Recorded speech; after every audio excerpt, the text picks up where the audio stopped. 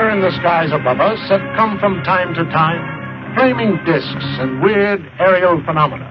What are they? Whence have they come? Dr. Morris Apiot, one of the leading aerodynamicists in the world, stated that in his opinion, they have originated elsewhere than the Earth, and that they are artificially controlled. Yes, they could be craft from another planet, or a development of enemy power.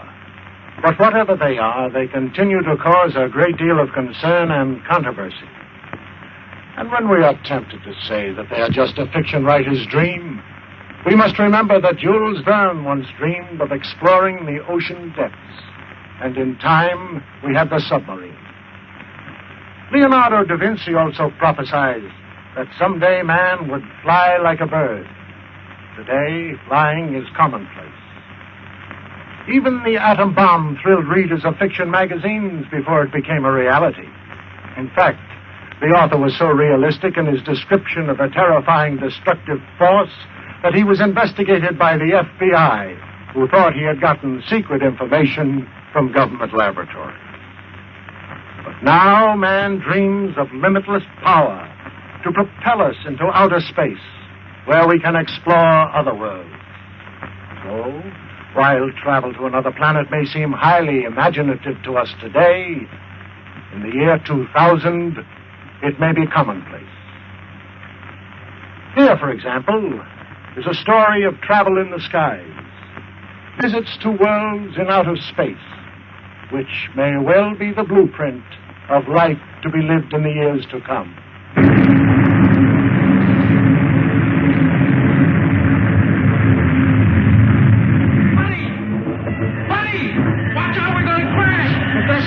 Professor! What is it, Buddy? Look, since we're going... It's trying to weather the storm, but it has lost altitude and crashes in the mountains of the polar region. Centuries later, men from a scouting ship discover the wreck.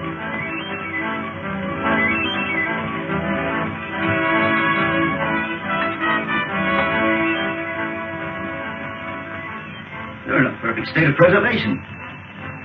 Must have been frozen since the ship crashed.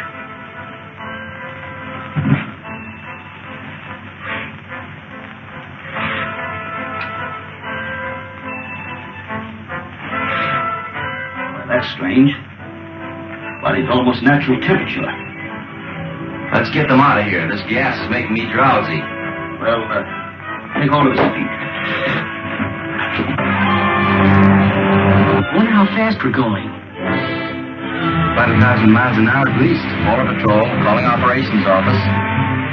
Polar Patrol, calling Operations Office. Operations Office. Go ahead, Polar Patrol. Golly, they sure got in quick. Put this call through to Scientist General Dewar.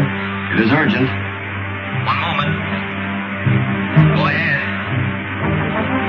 Captain Rankin speaking. We're approaching the city with 2 prisoners found in a dirigible. A dirigible? That's impossible. Such ships haven't been used since the 20th century. 20th century? What does he mean? I don't know. The ship was frozen on the tip of Bering Glacier. Prisoners were in a state of suspended animation when we found them. Bring them directly to me when you land. That is all.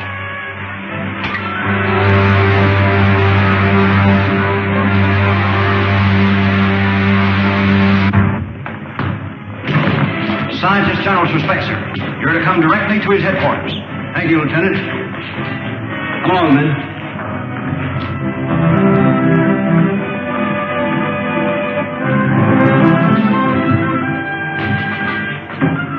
Come on.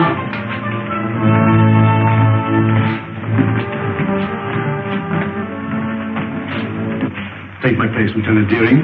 Follow our spaceship through the televi. How are you going to be in that dirigible? I was in command. We'd taken off from New York and were making a transpolar flight around the world when... What year was that? 1938. 1938? Impossible. Let me verify that.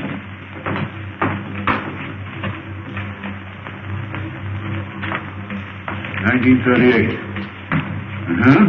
There was such an expedition. Your name, please. Buck Rogers. Lieutenant Rogers officially. And yours, my boy? My name is George Wade, but I'm usually called Buddy. Nirvana gas. That explains it then. Rankin, we are witnesses to a scientific miracle. By means of a gas discovered by Professor Morgan, these two people have remained in a state of suspended animation for 500 years. 500 years? That makes me old enough to be my own great-grandfather. But, Professor Hure, that's impossible, sir. Dr. Hure, Killer Kane has captured another of our pilots.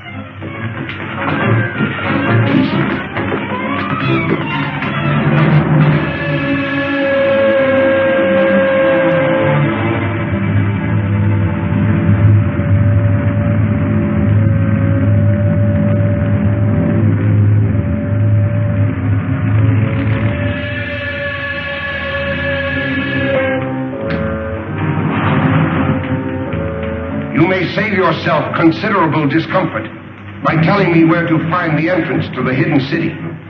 I do not remember. I think I know a way to make you remember.